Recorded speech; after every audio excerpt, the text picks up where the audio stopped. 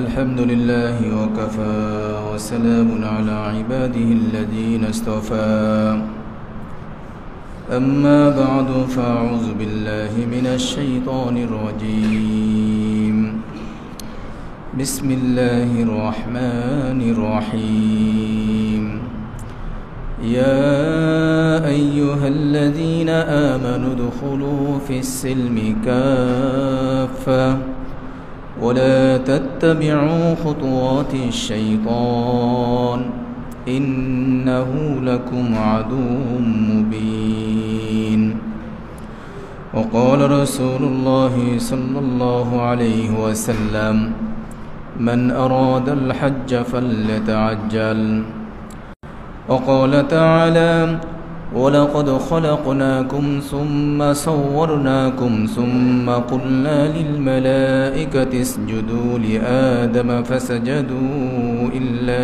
إبليس لم يكن من الساجدين قال ما منعك ألا تسجد إذ أمرتك قال أنا خير منه خلقتني من نار وخلقته من طين قال فاهبط منها فما يكون لك أن تتكبر فيها فاخرج إنك من الصاغرين قال أنظرني إلى يوم يبعثون قال إنك من المنظرين قال فبما أغويتني لأقعدن لهم صراطك المستقيم ثم لآتينهم من بين أيديهم ومن خلفهم وعن أيمانهم وعن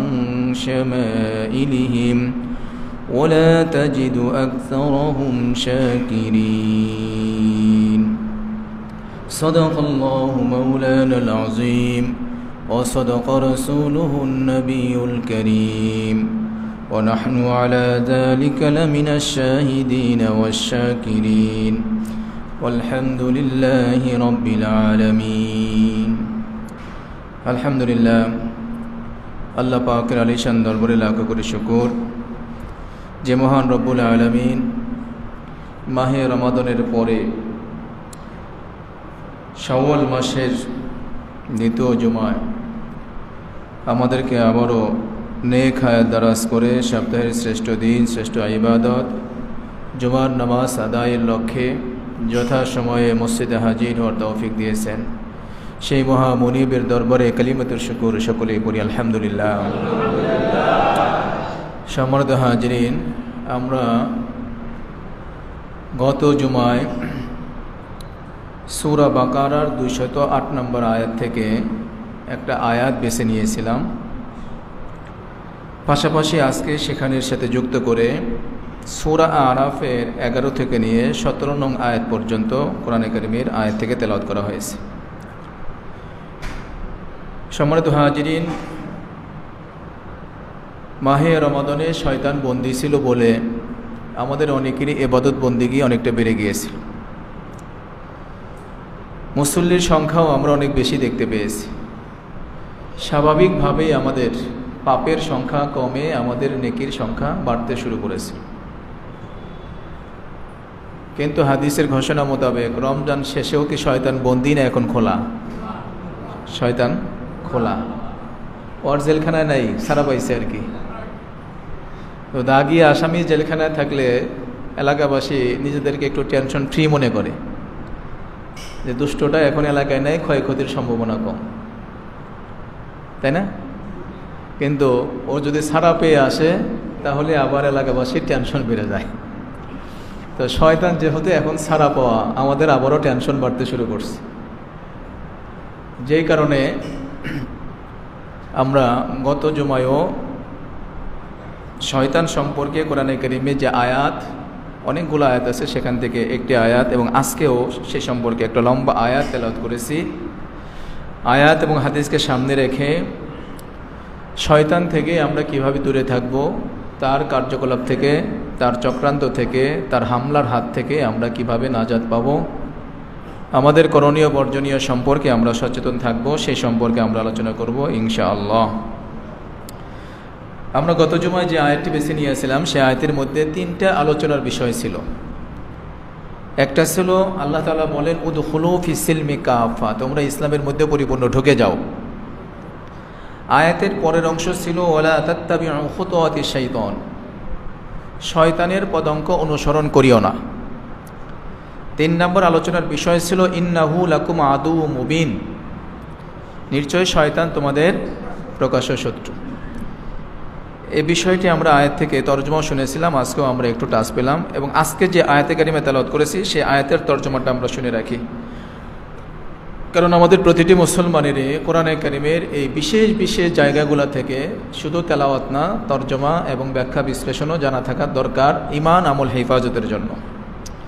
সূরা আরাফের 11 নম্বর থেকে নিয়ে 17 নম্বর আয়াত পর্যন্ত আল্লাহ তাআলা বলেন ওয়ালাকাদ খলাকনাকুম সুম্মা সাওয়ারনাকুম, আমি তোমাদের সৃষ্টির সূচনা করেছি, তারপর তোমাদের চেহারার সুরত রচনা করেছি। সৃষ্টিও তিনি করেছেন, আমাদেরকে সুন্দর অবয়ব, আমাদের এই চেহারার সৌন্দর্য এটা তিনিই দান করছেন। মানুষের মতো এত সুন্দর করে আল্লাহ আর কাউকে সৃষ্টি করেন নাই, মানুষ সব থেকে সুন্দর। লাকাদ খালাকনাল ইনসানা ফি আহসানি তাকওয়িম, অন্য আয়াতে সূরা 3-এর মধ্যে আল্লাহ বলছেন আহসান, মানুষকে আমি সব থেকে বেশি সুন্দর করে সৃষ্টি করছি, এত সুন্দর করে আর কাউকে সৃষ্টি করি নাই। এই আয়াতে বলা হচ্ছে যে তোমাদেরকে আমি সৃষ্টির সূচনা করেছি, এরপরে তোমাদের চেহারার সুরতকে আমি রচনা করেছি, পূর্ণতা দান করেছি। এরপরে সুম্মা কুল্না লিল মালাইকাতি ইসজুদু লিআদম ফাসাজাদু ইল্লা ইবলিস লাম ইয়াকুম মিনাস সাজিদিন, এরপরে আমি ফেরেশতাদেরকে বললাম তোমরা আদমকে সেজদা করো। এই আদেশ পেয়ে সকলেই আমার আদেশ মোতাবেক আদমকে সেজদা করলো, কিন্তু একজন করল না, ইবলিস, সে সেজদাকারীদের অন্তর্ভুক্ত হলো না, শামিল হলো না। যখন সে আল্লাহর আদেশ অমান্য করে দাঁড়িয়ে রইল, সেজদায় অবনত হলো না, তখন আল্লাহ তাআলা তাকে জিজ্ঞাসা করলেন ক্বালা মা মানাআকা আল্লা তাসজুদা ইয আমারতুক, আমি তোমাকে সেজদা করার আদেশ করার পরেও তুমি সেজদা না করে কেন দাঁড়িয়ে রইলা? কে তোমাকে ফিরাইলো? আমার আদেশ পালন করতে কে তোমাকে ফিরাইলো? আমি তো তোমাকে আদেশ করেছিলাম, নির্দেশ দিয়েছিলাম। ক্বালা আনা খায়রুম মিনহু খালাকতানি মিন নারিন ওয়া খালাকতাহু মিন তিন, শয়তান জবাব দিয়ে বলল আমি তার চাইতে উত্তম, আমি আদমের চাইতে উত্তম। নিজে নিজে উত্তম হওয়া এটা বুদ্ধিমানের কাজ না। হ্যাঁ, নিজে নিজে উত্তম হওয়া, নিজেকে নিজে শ্রেষ্ঠ মনে করা এটা বুদ্ধিমানের কাজ নয়। কেন তুমি উত্তম? তুমি তাকে সৃষ্টি করছো মাটি থেকে, আমাকে সৃষ্টি করছো আগুন থেকে, তাই না? এখানে একটা বিষয় আমরা জানি, আল্লাহ তাআলা মাখলুকাতগুলোর মধ্যে সৃষ্টির যে রহস্য লুকায়িত আছে, এর মধ্যে ফেরেশতাদের সৃষ্টি এক ধরনের পদার্থ থেকে, উপাদান থেকে, এবং জিন্নাতদের সৃষ্টি আরেক ধরনের উপাদান থেকে। মানব জাতিরও সৃষ্টির কথা কোরআনে আসছে ইন্নী খালিকুম বাশারুম মিন তিন, আমি বাশার সৃষ্টি করব মাটির থেকে। তাহলে মানুষের সৃষ্টির মূল উপাদান মাটি, ফেরেশতাদের সৃষ্টির মূল উপাদান হলো নূর বা আলো, আর জিন্নাত যারা আছে তাদের সৃষ্টির মূল উপাদান হচ্ছে, এখানে পাচ্ছি আমরা আগুন থেকে। দেখেন, আগুন এবং মাটির স্বভাবই ভিন্ন, মাটি আর আগুনের স্বভাবই ভিন্ন। আগুনের স্বভাব সব জ্বালায় দাও, পোড়ায় দাও, সব জ্বালায় পোড়া ছাই করে দাও, সব খেয়ে ফেলো, এটা হলো আগুনের স্বভাব। আর মাটির স্বভাব, আপনি তার কাছে যা রাখবেন সে আরো বাড়িয়ে দিবে। সুবহানাল্লাহ। মাটিকে আপনি যা দিবেন সে আপনাকে আরো বাড়িয়ে দেবে। আপনি একটা শস্য বীজ রোপণ করবেন, ও অনেকগুলা শস্য আপনাকে দিবে। একটা চারা রোপণ করবেন, সে অনেক ফল আপনাকে দিবে। এবং মাটির উপরে আপনি যত কিছুই করেন সে আপনার কল্যাণের জন্যই সে সব সহ্য করবে। এই জন্য মানুষ এবং মানবতা, মানুষের কল্যাণের জন্য, মানবতার কল্যাণের জন্য মানুষের ভূমিকা যদি না হয়, সে মানুষ মানুষের কাতারে আসতে পারে না। এই জন্য কবি শেখ সাদী রহমতুল্লাহি আলাইহি একটা কথা বলছেন, নাশায়াদ বনি আদম খাকে জাদ কে দরসের কুনত কি বুরু তন্দিওবাদ। কবি শেখ সাদী রহমতুল্লাহি আলাইহি বলেন, তুমি মাটির তৈরি মানুষ হয়েও তোমার স্বভাবটা কেন আগুনের মতো? তোমার এই স্বভাব দেখলে আমি বুঝতে পারি না তুমি কি মাটির তৈরি না তুমি আগুনের তৈরি। তোমার আচার আচরণ দেখলে আমি বুঝি না, কারণ মাটির স্বভাবই তো আলাদা, তার বৈশিষ্ট্য হবে ভিন্ন। আজকে দেখেন আমরা মাটির তৈরি মানুষ, কিন্তু আমাদের মধ্যে বৈশিষ্ট্য আগুনের, খালি রাগ ওঠে। কি ওঠে? খালি রাগ ওঠে। কারে মারবো, কারে ধরবো, কারে ক্ষতি করব। উপকারের নাম নিশান আমাদের মধ্যে নাই। এমন কি আমরা কোনো কোনো ক্ষেত্রে অন্যের উপকার হোক সেটাও চাই না, অন্যের উন্নতি হোক সেটাও চাই না, আমাদের সহ্য হয় না। এটা হলো আগুনের স্বভাব। কারণ ইবলিস যখন দেখলো আদম আলাইহিস সালামের মর্যাদা বেড়ে যাচ্ছে, উনি শ্রেষ্ঠ হয়ে যাচ্ছেন, তখন তিনি পিছপা হলেন। কেন তাকে আমি মর্যাদার আসনে দেব, আমি তাকে কেন আগায় দেব? না, এটা হতে পারে না। তখন সে বেগে বসলো এবং আল্লাহর আইন, আল্লাহর আদেশকে অমান্য করলো। যা হোক, এরপরে আল্লাহ তাআলা বলেন, ক্বালা ফাহবিত মিনহা ফামা ইয়াকুনু লাকা আন তাতাকাব্বারা ফীহা ফাখরুজ ইন্নাকা মিনাস সাগিরিন। ফাহবিত মিনহা, এখান থেকে তুমি নেমে যাও, বের হয়ে যাও, বিতাড়িত হও। ফামা ইয়াকুনু লাকা, তোমার কোনো হক নাই, কোনো অধিকার নাই। আন তাতাকাব্বারা ফীহা, যে তুমি আমার এই রাজত্বের এরিয়ার মধ্যে থেকে মাতব্বরি করবা। কথাটা খেয়াল করেন, আমার রাজত্বের এরিয়ার মধ্যে থেকে তুমি নিজের মতো করে মাতাব্বরি করবা, এই হক তোমার নাই, এই অধিকার তোমার নাই। এবার বলেন তো, আল্লাহর রাজত্ব শুধু আসমানেই? হ্যাঁ, আল্লাহর রাজত্ব শুধু আকাশে? জমিনেও রাজত্ব কার? জমিনের মালিক কে? তাহলে জমিনের মালিক যেহেতু আল্লাহ, রাজত্ব কার হবে? তা আল্লাহর রাজত্বের এরিয়ার মধ্যে থেকে যখন আমরা তার রাজত্বকে অস্বীকার করি, তখন আল্লাহ আমাদের উপর নারাজ হয়ে যান, বিরক্ত হয়ে যান। আল্লাহটাকে বলেন, ইয়া মাশারাল জিন্নি ওয়াল ইনস ইন ইসতাতাতুম আন তানফুযু মিন আকতারিস সামাওয়াতি ওয়াল আরদি ফানফুযু লা তানফুযুনা ইল্লা বিসুলতান। ইয়া মাশারাল জিন্নি ওয়াল ইনস, হও তুমি মানুষ আর হও তুমি জিন্নাত, হও তুমি মাটির তৈরি অথবা হও তুমি আগুনের তৈরি, আমার রাজত্বের এরিয়ার মধ্যে থেকে আমার আইন মানতে যদি তোমার কষ্ট হয়, তাহলে আমার রাজত্ব থেকে তুমি বের হয়ে যাও, আমার সীমানা থেকে তুমি বের হয়ে যাও। কিন্তু আল্লাহ ডেকে বলেন পরক্ষণে, বান্দা যাবি কোথায়? আমার রাজত্বের বাহিরে আর কোনো রাজত্বও নাই, আমার এরিয়ার বাহিরে কারো এরিয়াও নাই, সুতরাং তোদের যাওয়ারও কোনো জায়গা নাই। এই জন্য আমার কাছে ফিরে আসো, সুম্মা ইলাইহি তুরজাউন, আসতেও হবে আমার কাছে, কোনো বিকল্প নাই। তো আল্লাহ তাআলা এখানে বললেন, ফামা ইয়াকুনু লাকা, তোমার কোনো হক নেই, কোনো অধিকার নেই, আন তাতাকাব্বারা ফীহা, তুমি আমার রাজত্বের এরিয়ার মধ্যে থাইকা তুমি মাতাব্বরি করবা, তুমি নিজে আইন বানায়া নিজের কল্যাণের চিন্তা করবা, এই অধিকার তোমার নাই। এই জন্য আল্লাহর আইন হলো সামগ্রিকভাবে মানব কল্যাণের জন্য। আর আমরা মানুষ যত আইনই বানাবো, তখন হয়তো আমার স্বার্থে, না হলে আমার ছেলের স্বার্থে, না হলে আমার নাতির স্বার্থে, না হলে আমার পরবর্তী প্রজন্মের স্বার্থে। কিন্তু আল্লাহ যত আইন নির্বাচন করেছেন, যত আইন প্রণয়ন করেছেন, প্রত্যেকটা আইন সামগ্রিকভাবে মানব কল্যাণের জন্য। এই জন্য মানব রচিত আইনের চাইতে আল্লাহর আইন সর্বসেরা এবং সর্বশ্রেষ্ঠ, যদি আমরা একটু গবেষণা করি। আল্লাহ বলেন, ফাখরুজ ইন্নাকা মিনাস সাগিরিন, তোর যেহেতু কোনো অধিকার নাই আমার রাজত্ব থেকে মাতব্বরি করার, তাহলে তুই বের হয়ে যা। তবে সাধারণভাবে না, অপমানিত, লাঞ্ছিত, বঞ্চিত হয়ে তুই এখান থেকে বের হয়ে যা, এখান থেকে নেমে যা। শয়তান তখনও যদি বুঝতো আর যদি মাপ চাইতো, হয়তো বা ক্ষমা হয়ে যেত। আল্লাহ তো রহমান রাহিম, কিন্তু সে মাপ না চেয়ে সে তার বরত্ব জাহির করার জন্য আবারও ডেকে বলল, ক্বালা আনজিরনি ইলা ইয়াউমি ইবাসুন। ঠিক আছে আল্লাহ, আপনি আমারে আপনার রাজত্ব থেকে নামায় দিবেন, বের করে দিবেন। লাঞ্ছিত ঘোষণা করলেন, বঞ্চিত ঘোষণা করলেন, অসুবিধা নেই, আমি মেনে নিলাম। আনজিরনি, আমার অবকাশ দেন, আমার সুযোগ দেন, ইলা ইয়াউমি ইবাসুন, বিচার দিবস পর্যন্ত, বিচার দিবস পর্যন্ত আমাকে সুযোগ দেন, আমার হায়াত বাড়ায় দেন, আমি যেন থাকি, আমি যেন মরে না যাই, আমাকে সুযোগ করে দেন। ক্বালা ইন্নাকা মিনাল মুনজারিন, হ্যাঁ ঠিক আছে, তুই সুযোগ চাইলি, বিচার দিবস পর্যন্ত তোকে আমি সুযোগ দিলাম, তোকে আমি হায়াত বাড়িয়ে দিলাম। এরপরে শয়তান বলতেছে, ক্বালা ফাবিমা আগওয়াইতানি লাকুদান্না লাহুম সিরাতাকাল মুস্তাকিম। আল্লাহ তাআলা যেমনিভাবে আমি বঞ্চিত হলাম, আমি তোমার থেকে পথভ্রষ্টতার কাতারে চলে গেলাম। লাকুদান্না লাহুম, অবশ্যই অবশ্যই আমি বসে থাকবো, আমি অপেক্ষায় থাকবো, চেষ্টায় থাকবো। সিরাতাকাল মুস্তাকিম, তোমার সিরাতে মুস্তাকিমের রাস্তায় আমি বসে থাকবো, আমি অপেক্ষায় থাকবো। কেন? আমি তোমার বান্দাদেরকেও আমার মতো পথভ্রষ্ট করার চেষ্টাই করব। তুমি যেরকমভাবে আমার উপর রাগান্বিত হয়েছো, তোমার বান্দাদের উপরেও তুমি যেন খুশি না হও। এই কাজগুলা করাবার জন্য আমি যত বুদ্ধি আছে, আমার যত শক্তি আছে, আমার যত ক্যাপাসিটি আছে, আমি সব ব্যয় করব, একেবারে সোজা রাস্তার মাঝখানে আমি বসে থাকবো। ثم لآتينهم من بين أيديهم ومن خلفهم وعن أيمانهم وعن شمائلهم ولا تجد أكثرهم شاكرين। শয়তান আরো বলল, لآتينهم من بين أيديهم, আমি তোমার বান্দাদের সামনের দিক থেকে তাদেরকে হামলা করব, অমিন খলফিহিম, তাদের পিছনের দিক থেকে তাদেরকে হামলা করব, ওয়ান আইমানিহিম ওয়াং শামাইলিহিম, তাদেরকে ডান দিক থেকে হামলা করব, বাম দিক থেকে হামলা করব। ওয়ালা তাজিদু আকসারাহুম শাকিরিন, তুমি একজন বান্দাকেও তোমার শুকরগুজার বান্দাদের কাতারে পাবে না।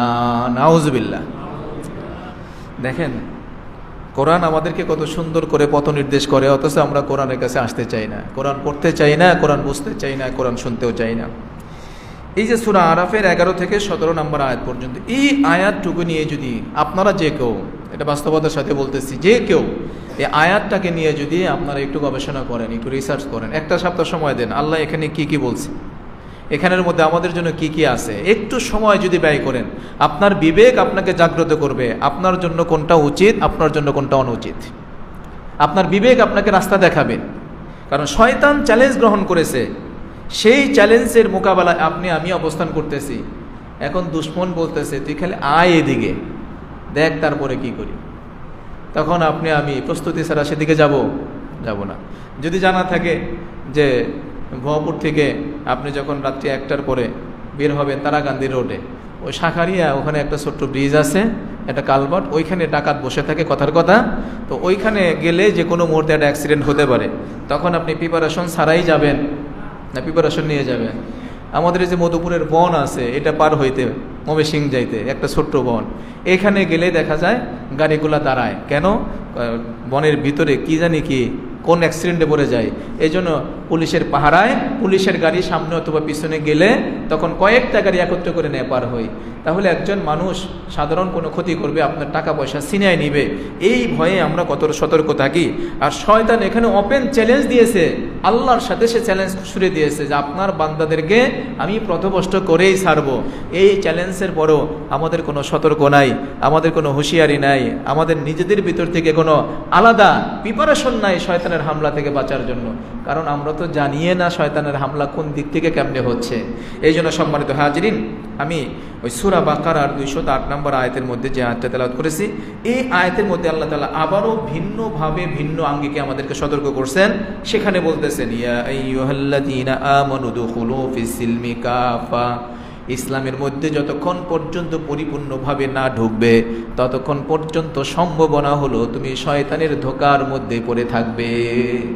ঢুকলে তখন তুমি নিরাপদ, আর ঢুকবে না, তুমি বাহিরে থাকবে, তখন তোমার কোনো সেফটি নাই, কোনো সেফ নাই। তাহলে 1 নম্বর পরামর্শ আল্লাহ আমাদেরকে দিলেন, তোমরা শয়তানের ধোঁকার থেকে, ওয়াসওয়াসার থেকে বাঁচতে চাইলে ইসলামের ভিতরে ঢুকে যাও।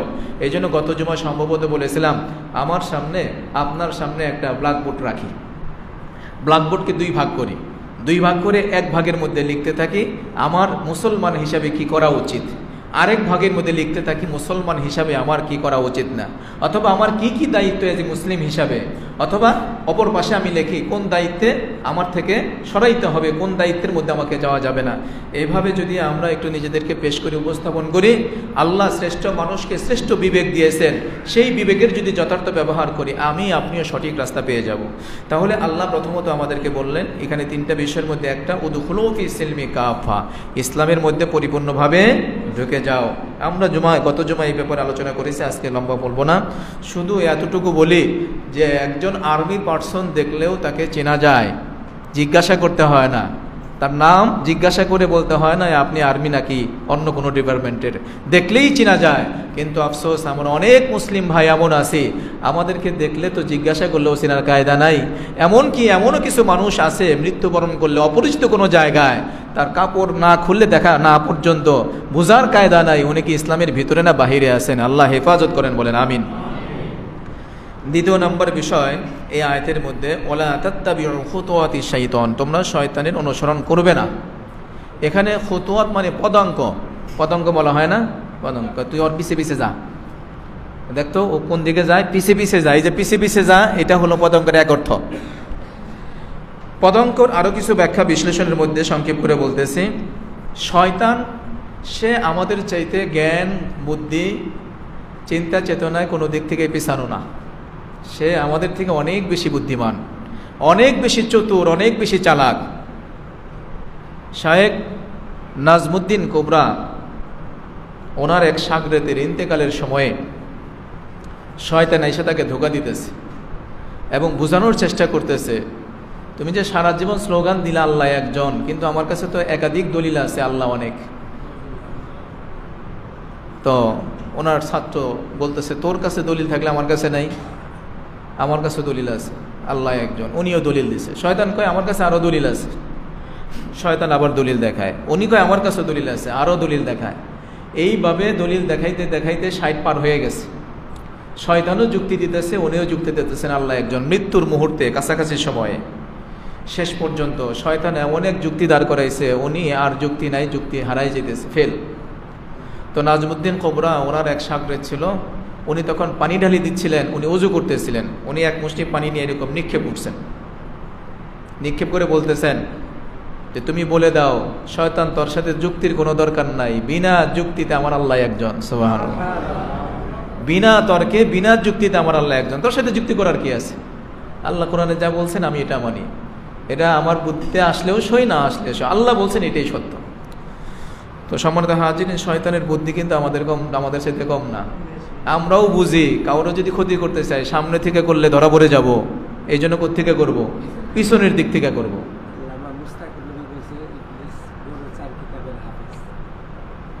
জি।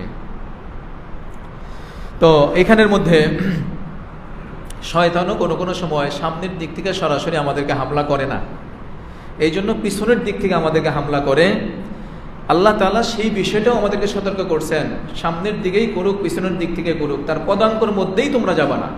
এই পদাঙ্কর ব্যাখ্যার মধ্যে ওলামায়ে কেরামের কেউ কেউ বলছেন যে শয়তান আপনাকে আমাকে সরাসরি জিনার কথা বলবে না।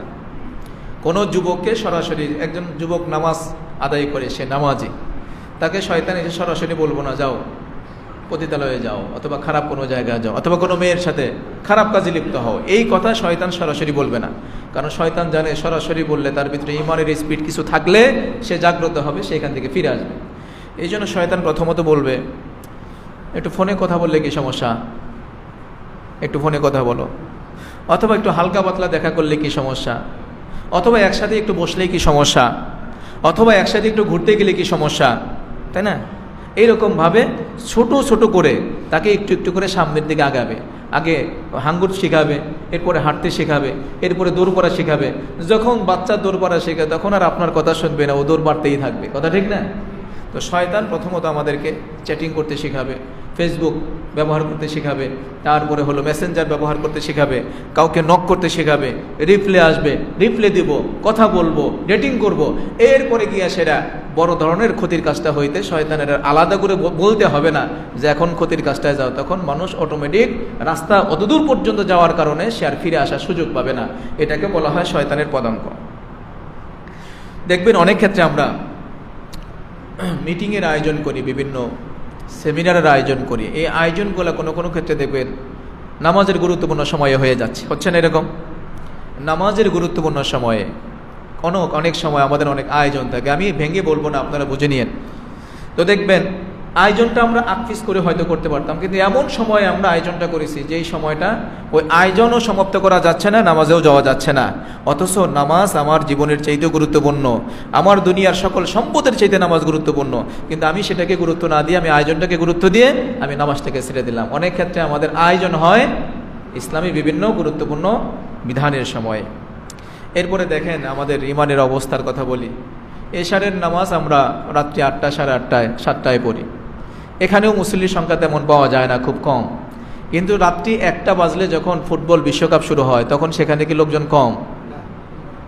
হ্যাঁ, ক্যামেরায় একটা লোক হলো শত শত, এত ছোট জায়গায় লোকের জায়গা দেওয়া যাবে না, তাহলে খোলা মাঠে ব্যবস্থা করা হোক। রাত্রি 1টা বাজে যদি এশারের নামাজ থাকতো, কয়জন আসতো বলেন? আসতো না, তাই না? কিন্তু রাত্রি 1টা বাজে যখন খেলার আয়োজন, তখন আমরা সেখানে আসি। আল্লাহ আমাদেরকে হেফাজত করেন। তাহলে শয়তানের পদাঙ্ক অনুসরণ করা যাবে না। যেই রাস্তায় চললে, যেই পথে গেলে আমরা কোনো গুনাহের কাজে সম্পৃক্ত হতে পারি, ওই সরঞ্জামগুলাকেও পরিহার করতে হবে। এই জন্য গান বাদ্য বাজনার ব্যাপারে শরীয়তে কঠোরভাবে নিষিদ্ধ করা হয়েছে। কারণ গান বাদ্যা বাজনা এগুলা মানুষের দিলের ভিতরে নিফাক সৃষ্টি করে। এটা হলো শয়তানের পদাঙ্ক। এই নিফাক থেকে একটা মানুষ আস্তে আস্তে অনেক দূর পর্যন্ত করা যাবে এবং শেষ পর্যন্ত সেই ইমানটাও নষ্ট করতে পারে।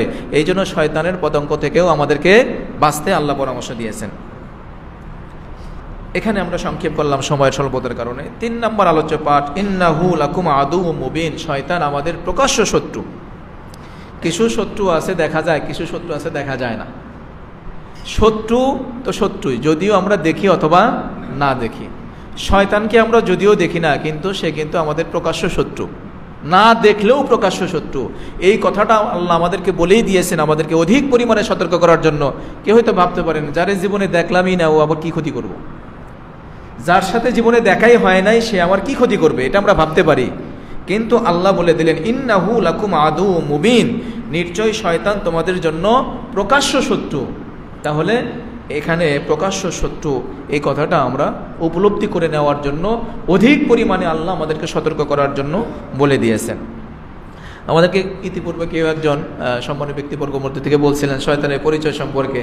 আমরা তার ইতিহাস সম্পর্কে যতটুকু বই পুস্তকের মধ্যে থেকে জেনেছি, সেখান থেকে একটা ইতিহাস পাওয়া যায়। তার নাম হলো ইবলিস। কি নাম? ইবলিস। ইবলিস এবং তার বাবার নাম ছিল খবিস। কি নাম? আমরা অনেকে খবিস বলে গালমন্দ করি না? খবিস বলতে দুষ্ট বোঝাই আমরা। এই খবিস তাদের বসবাস ছিল পৃথিবীতেই, এবং আল্লাহ তাআলা এই মানব জাতির মতো এই জিন জাতির বসবাস রেখেছিলেন পৃথিবীতে পূর্বে, আমাদের পূর্বে। সেই জায়গাটাতে এই ইবলিসদের মধ্য থেকে, জিন্নাতদের মধ্য থেকে আল্লাহ তাআলা যুগে যুগে নবীও পাঠাইতেন তাদেরকে সংশোধন করার জন্য, ভালো পথে চলার জন্য। কিন্তু এরা এতটা দুষ্ট পরিমাণের, এরা নবীদেরকে হত্যা করে ফেলতো, মেরে ফেলতো। এই ঘটনা অনেকবার তারা ঘটিয়েছে। শেষ পর্যন্ত আল্লাহ তাআলা ফেরেশতাদেরকে অর্ডার করলেন এই জিন্নাতদের বসতি পৃথিবী থেকে নিশ্চিহ্ন করে দেওয়ার জন্য, তাদেরকে মেরে ফেলার জন্য। ফেরেশতারা এসে আল্লাহর অর্ডার পালন করে তাদেরকে মারতে শুরু করলেন। মারতে মারতে মোটামুটি শেষ পর্যায়ে তখন এই ইবলিস বয়সে কম ছিল, বয়সে কম। এর ব্যাপারে আল্লাহ তাআলার কাছে কোনো অনুমতি চাইলে আল্লাহ তখন পারমিশন দিলেন, ঠিক আছে তাকে নিয়ে আসো, তাকে নিয়ে আসো। এরপরে তাকে প্রথম আসমান, দ্বিতীয় আসমান, তৃতীয় আসমানে শিক্ষা দীক্ষা পরিপূর্ণ করে একটা সময়ে তার মেধা যোগ্যতার মাধ্যমে, ইবাদতের মাধ্যমে সে আল্লাহকে অনেকটা খুশিও করে ফেললো, মুআল্লিমুল মালাইকা পর্যন্ত হয়ে গেল। কিন্তু সর্বশেষ তার নসিবে যা ছিল তাই হলো, আল্লাহ তাআলার একটা আদেশ, একটা অর্ডারকে অমান্য করার কারণে, সেজদা না করার কারণে তার পরিণতি সাংঘাতিক খারাপ হয়ে গেল। আমরা সংক্ষেপে একটু টাচ করে গেলাম মাঝখান থেকে। এখান থেকেও আমরা একটা বিষয় পেয়ে থাকি, সেজদা করা এটা হলো আল্লাহর দাসত্বের পরিচয়, আর সেজদা না করা এটা হলো ইবলিসের অনুসারীদের পরিচয়। এই জন্য নামাজ থেকে কেউ ইনশাআল্লাহ আমরা দূরে থাকবো না। নামাজ পড়াটাই হলো শ্রেষ্ঠত্বের প্রমাণ, নামাজ পড়াটাই হলো আমার আবদিয়াতের প্রমাণ, আমার দাসত্বের প্রমাণ, যেটা আল্লাহ তাআলা আমাদের কাছ থেকে চান। আল্লাহ আমাদেরকে বুঝদান করে, সকলে বলেন আমিন। সম্মানিত হাজিরিন, আমরা এই পর্বে শয়তানের হামলা নিয়ে আলোচনা করব, যেটা কোরআন বলছে আমি 4 দিক থেকে তাদেরকে কি করব? হামলা করব। লাকুদান্না লাহুম সিরাতাকাল মুস্তাকিম সুম্মা লাআতিয়ান্নাহুম মিন বাইনি আইদিহিম ওয়া মিন খালফিহিম ওয়া আন আইমানিহিম ওয়া আন শামাইলিহিম ওয়া লা তাজিদু আকসারাহুম শাকিরিন। এই আয়াতের মধ্যে আল্লাহ বলে দিলেন শয়তানের সেই বক্তব্যটাকে। শয়তান বলে দিল, লাকুদান্না লাহুম সিরাতাকাল মুস্তাকিম, আমি তোমার বান্দাদের হেদায়েতের পথে, সঠিক সহজ সরল পথ। আমরা সূরা ফাতিহার মধ্যে নামাজে প্রত্যেকবার যে আবেদন আল্লাহ তাআলার কাছে করি, আল্লাহ আমাদেরকে শিখাইছেন ইহদিনাস সিরাতাল মুস্তাকিম, আল্লাহ তুমি আমাদেরকে সরল পথ দেখাও, সঠিক পথে আমাদেরকে পরিচালিত করো।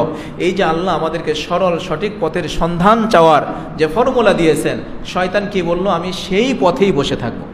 তাহলে দেখবেন ভালো কাজেই যত বাধা, মন্দ কাজের বাধা খুব কমই হয়।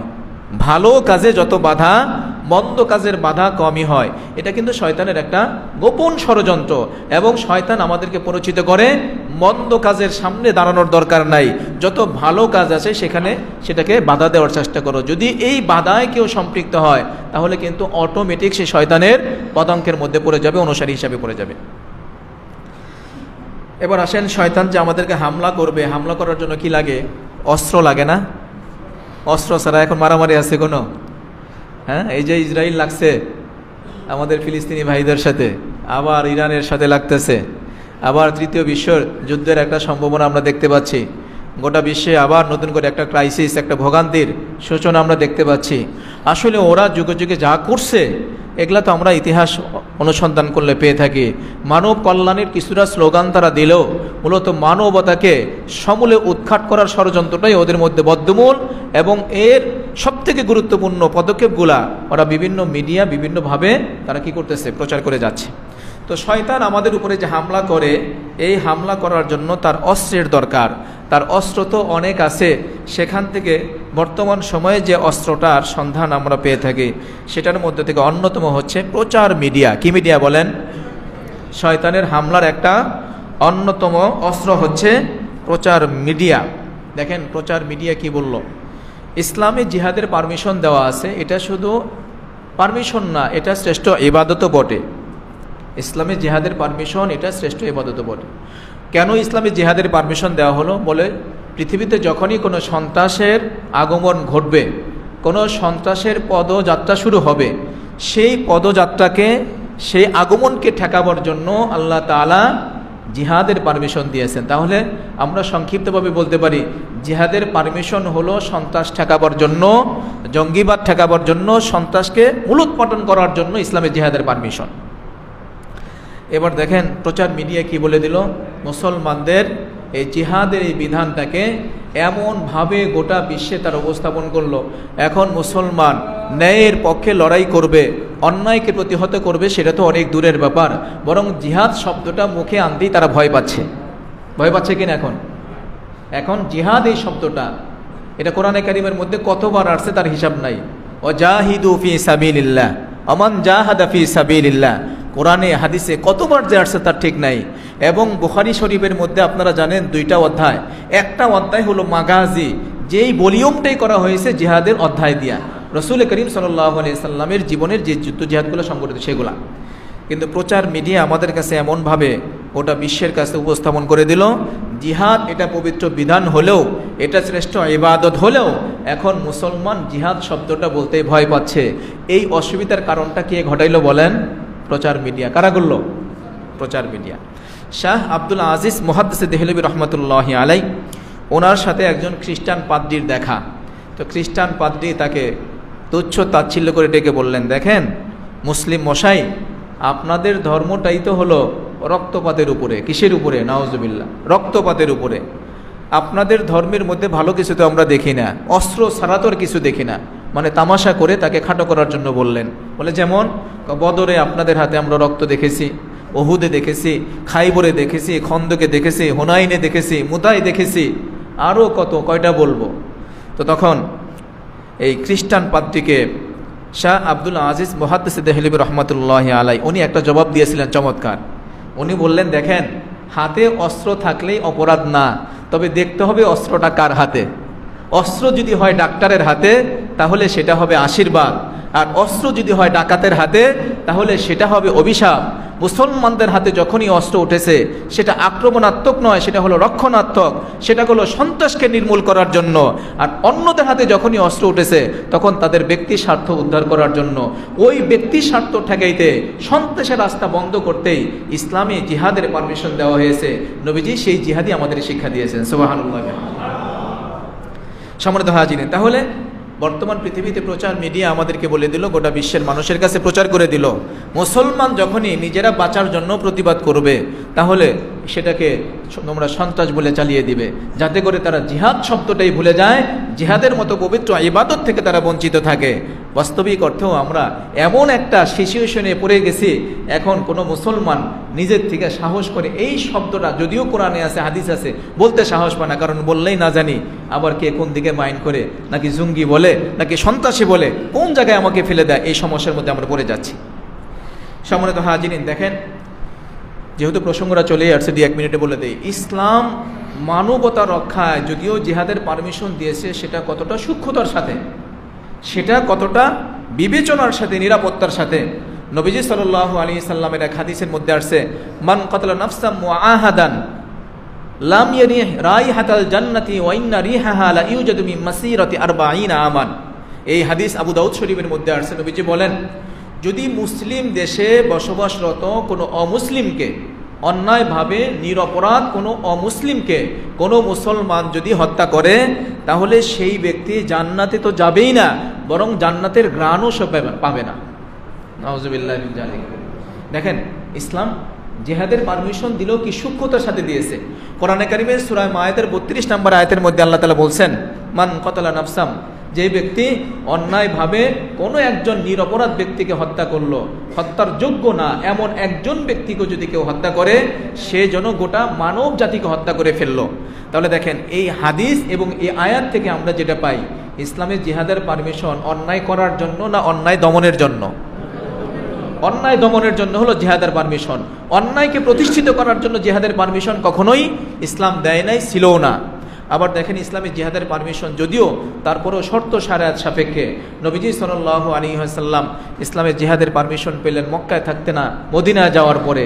তাহলে ইসলামের জিহাদের পারমিশনের জন্য একটা রাষ্ট্রেরও প্রয়োজন আছে, রাষ্ট্রপ্রধানেরও প্রয়োজন আছে, তার অনুমতিরও প্রয়োজন আছে। কি আছে? এই হলো এক শর্ত। 2 নাম্বার হচ্ছে, তোমাদের মধ্যে কেউ যদি অন্যায়ভাবে আক্রান্ত হয়, কেউ যদি মাজলুম হয়, তখনই কেবলমাত্র তাকে এই লড়াই করার পারমিশন দেওয়া আছে। তাহলে জিহাদের 2 নম্বর শর্ত আমরা পেলাম, আক্রান্ত হলেই, কেউ রাস্তাতে হেঁটে যাচ্ছে, আপনার দেখতে ভালো লাগতেছে না, আপনি যে তাকে মেরে দিবেন, এই পারমিশন তো ইসলামে দেয় নাই, এটাকে তো জিহাদও বলা হচ্ছে না। কথা ঠিক না? এরপরে দেখেন, কোরআনে কারীমের জিহাদের পারমিশনের ক্ষেত্রে আরেকটা আয়াত আছে, ওয়াকাতিলু ফি সাবিলিল্লাযিনা ইউকাতিলুনাকুম ওয়ালা তা'তাদু। তোমাদেরকে জিহাদের পারমিশন দেওয়া হলো বটে, যারা তোমাদের বিরুদ্ধে অস্ত্র ধারণ করে, তোমাদের উপরে জুলুম করে, তোমাদের অধিকারকে নষ্ট করতে চায়, তোমাদের দেশ থেকে তোমাদেরকে বিতাড়িত করতে চায়, এদের বিরুদ্ধেই তোমাদেরকে জিহাদের পারমিশন দেওয়া হলো বটে, কিন্তু এক্ষেত্রেও সীমা লঙ্ঘন করা যাবে না। সুবহানাল্লাহ বলেন। ইসলামের জিহাদকে যারা সন্ত্রাস বলতে চায়, তাদের দৃষ্টি এই জায়গায় রাখা দরকার, ইসলামের এই জিহাদের বিধানটা কতটা নিরাপদ এবং কতটা সূক্ষ্ম বিশ্লেষণের সাথে দেওয়া হয়েছে। জিহাদ করবে, লড়াই করবে, কাদের সাথে? যারা তোমাদের সাথে লড়াই করতে আসে তাদের সাথে, এবং এই ক্ষেত্রেও সীমা লঙ্ঘন করা যাবে না। এই সীমা লঙ্ঘনের ব্যাখ্যায় নবীজি সাল্লাল্লাহু আলাইহি সাল্লাম আমাদেরকে শিখাইছেন, উম্মতকে শিখাইছেন, জিহাদের ময়দানে কোনো বৃদ্ধের উপর আক্রমণ করবে না, নিরস্ত্র কোনো ব্যক্তির উপর আক্রমণ করবে না, নিরীহ কোনো ব্যক্তির উপর আক্রমণ করবে না, কোনো শিশুর উপর আক্রমণ করবে না, নারীর উপর আক্রমণ করবে না, এমনকি গাছের পাতাও কাটবে না প্রয়োজন না হলে, এবং কোনো পশুকেও জবাই করবে না।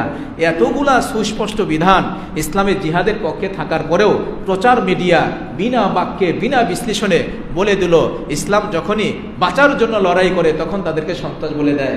তাহলে আমরা দেখতে পাচ্ছি এটা হলো শয়তানের হামলার একটা ধরন, সেটা হলো প্রচার মিডিয়া। আল্লাহ আমাদেরকে হেফাজত করেন। 2 নাম্বার হচ্ছে, দেখেন,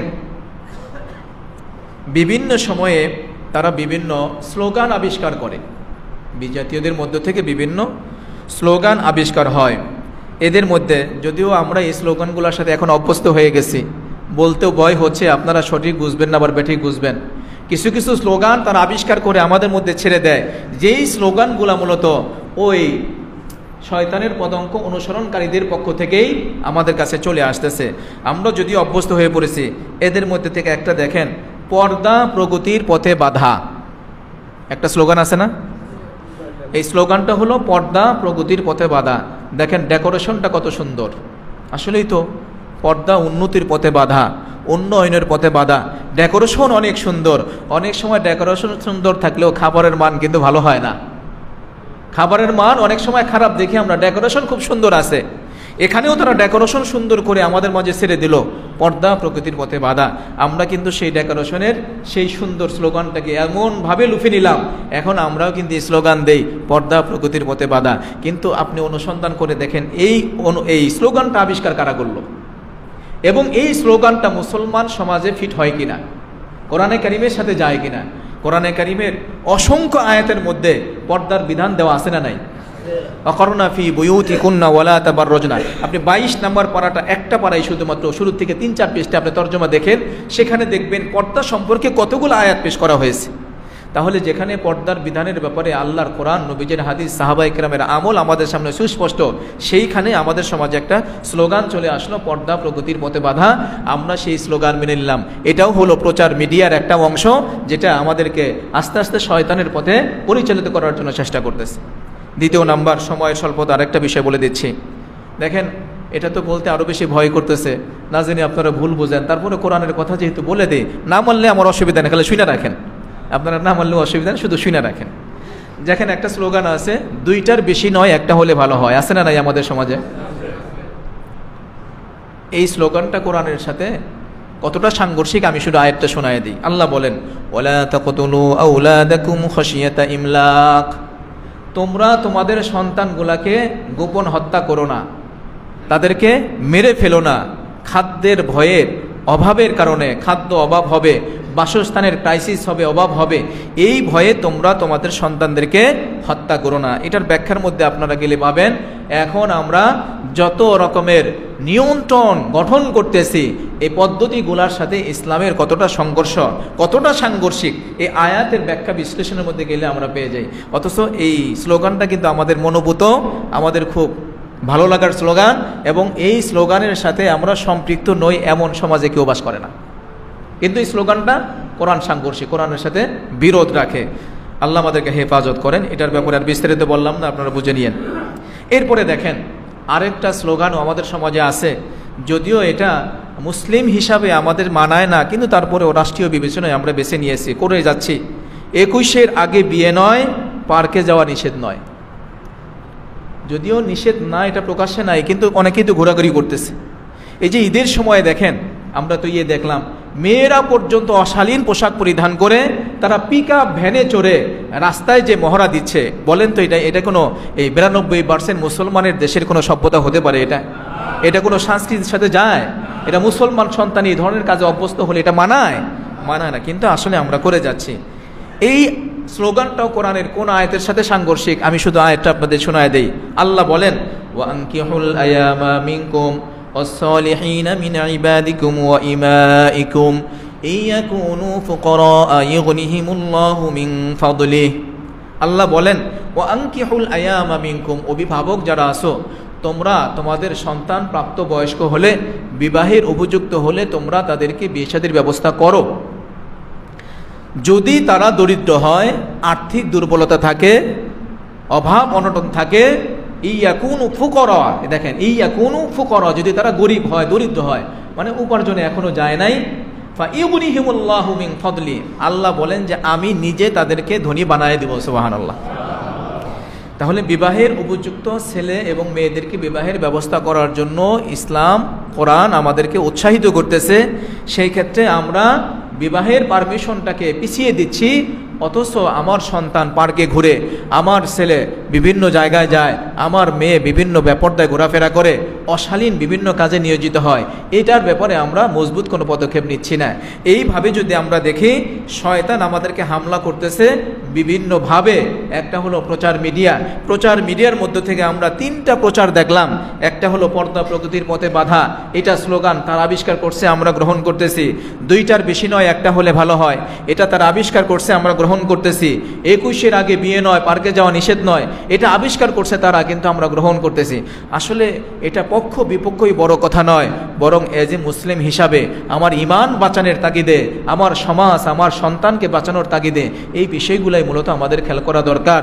এবং বিশেষ করে আল্লাহ এখানে আমাদেরকে যে বললেন, শয়তান তোমাদের প্রকাশ্য শত্রু, সে শয়তানি করতেছে, দুশ্মনী করতেছে, সামনে থেকে না পিছনের দিক থেকে বিভিন্ন পর্যায়ে বিভিন্ন পদক্ষেপকে সামনে রেখে।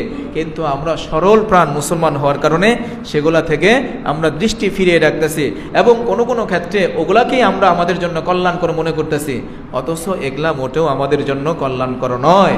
আল্লাহ তাআলা সার্বিকভাবে আমাদের সকলকে শয়তানের পদঙ্ক এবং শয়তানের প্রকাশ্য অপ্রকাশ্য সকল প্রকার হামলার হাত থেকে আমাদেরকে হেফাজত করেন, সকলে বলেন আমিন। শেষ করে দিচ্ছি, এই ব্যাপারে আর আগামী জুমায় বলবো না, সেই হিসাবে বলতেছি।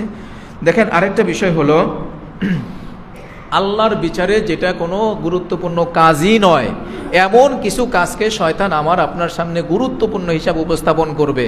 কথাটা খেয়াল করে, সূত্রটা শুধু মনে রেখেন, যেটা আল্লাহর বিচারে, নবীজির বিচারে, ইসলামী আইনের বিচার আসলে কোনো গুরুত্বপূর্ণ কাজ নয়, এমন কাজগুলাকেই আমাদের কাছে অত্যন্ত গুরুত্বপূর্ণভাবে সে উপস্থাপন করবে আমাদের মূল্যবান হায়াত এবং সময়কে নষ্ট করার জন্য। এটাও শয়তানের একটা হামলা। শয়তানের হামলার আরেকটা পর্যায় হলো হারাম যত কাজ আছে ওই কাজগুলাকে আমাদের কাছে আকর্ষণীয় হিসাবে পেশ করবে। হারাম যত কাজ আছে সেগুলাকে আকর্ষণীয় হিসাবে পেশ করবে, হালাল যত কাজ আছে সেগুলাকে আমাদের কাছে অপছন্দনীয় হিসাবে পেশ করবে। এটাও শয়তানের একটা গোপন হামলার অন্তর্ভুক্ত। এবং শয়তানের হামলার অত্যন্ত গুরুত্বপূর্ণ একটা হামলার ধরন হচ্ছে এটা, আমাদেরকে শর্ট মেয়াদি অথবা লং মেয়াদি বিভিন্ন আশায় আমাদেরকে বাধিত করবে। খেয়াল করেন, শেষ কথা, শর্ট মেয়াদি অথবা লং মেয়াদি বিভিন্ন আশার মধ্যে আমাদেরকে ফেলে রাখবে এবং সেই আশায় থাকতে থাকতে আমার নামাজ শেষ, আমার রোজা শেষ, হজ শেষ, জাকাত শেষ, পর্দা পুশিদা শেষ, হালাল হারাম শেষ, এই করে করে আমি শেষ পর্যায়ে আমি মৃত্যুর মুখে পতিত হলাম, আমি শূন্য হাতেই ফিরে গেলাম। এটা হলো শয়তানের হামলার সর্বশেষ চূড়ান্ত পর্যায়ের একটা ধাপ। দেখবেন এই ব্যাপারে আমরা অনেক সময় নিয়ত করি নির্বাচনে পাশ করলে পরে নামাজটা শুরু করব, হয় না এরকম?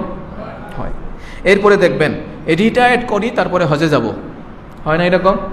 এরপরে দেখবেন বিয়ে শাদী আগে করে নেই তারপরে দাঁড়িয়ে রাখবো, হয় না এরকম? এই যে আমাদের সামনে একটা আশা রাখা হচ্ছে, এই আশাগুলা মূলত আমার কি হায়াতের কোনো গ্যারান্টি আছে? আমি বিয়ে করা পর্যন্ত বেঁচে থাকবো, কোনো গ্যারান্টি নাই। আমি নির্বাচন শেষ হওয়া পর্যন্ত বেঁচে থাকবো, কোনো গ্যারান্টি নাই। আমার চাকরি শেষ হওয়া অবধি আমি বেঁচে থাকবো, তার কোনো গ্যারান্টি নাই। এই যে অনিশ্চয়তার মধ্যে আমাদেরকে আশায় বাধিত করে আমাদেরকে ইসলামের গুরুত্বপূর্ণ মৌলিক বিধানগুলা থেকে পর্যন্ত শয়তান আমাদেরকে দূরে সরায় রাখতেছে। এগুলোও মূলত কার হামলা? শয়তানের হামলা। আল্লাহ তাআলা আমাদের সকলকে বুঝে শয়তানের হামলা থেকে বেঁচে থাকার তৌফিক দান করেন, আমিন। সম্মানিত হাজিরিন, আপনারা অবগত আছেন, হয়তোবা মিডিয়ার মাধ্যমে জানতে পারছেন, ফরিদপুরে একটা দুর্ঘটনা ঘটেছে, যেটা হলো কোনো মন্দিরে হয়তোবা কেউ কোনো হামলা করছে এবং সেটাকে কেন্দ্র করে প্রায় 4 জন মুসলমানকে তারা